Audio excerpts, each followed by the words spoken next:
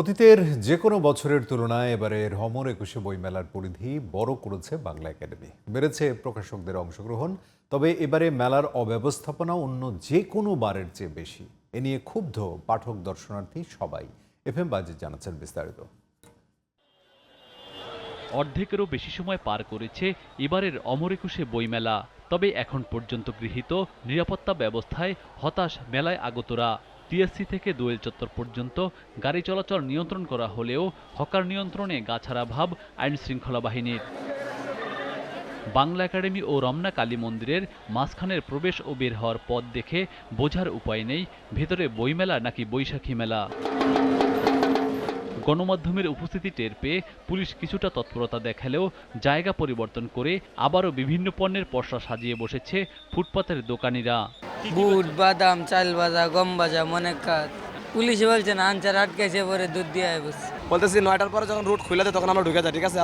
হ্যাঁ, সকালে ঢুকে যাই। আর যখন আমার রুট বন্ধ করে দেয় পুলিশ আমাদের দাওয়ানে দেয়, আমরা বাড়ি যাই আবার এমনি করি। হ্যাঁ, দাওয়া দেন, আমরা পর আবার আশা করি, ঠিক আছে?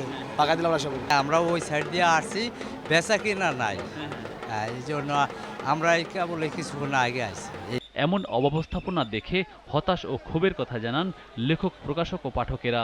পেয়ারা বেচতেছে, তারপরে আম বিক্রি করতেছে, ওরা বাদাম বিক্রি করছে। এই হকারগুলোদের মানুষের অসুবিধা তো হতেছে, অবশ্য সুযোগ সুবিধাটা ওই কর্তৃপক্ষই দিচ্ছে, ওখানে প্রশাসনই দিচ্ছে, না হলে ওরা তো জোর করে ঢুকতে পারে নাই।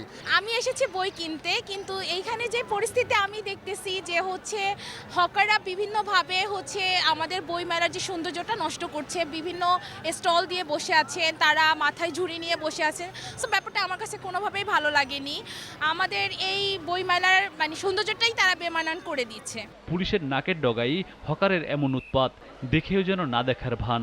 পুলিশে যারা এনগেজ আছে, বই মেলায় যারা ডিউটিরত আছে, সবাই বই মেলার আইন শৃঙ্খলা রক্ষার্থে কাজ করে যাচ্ছে।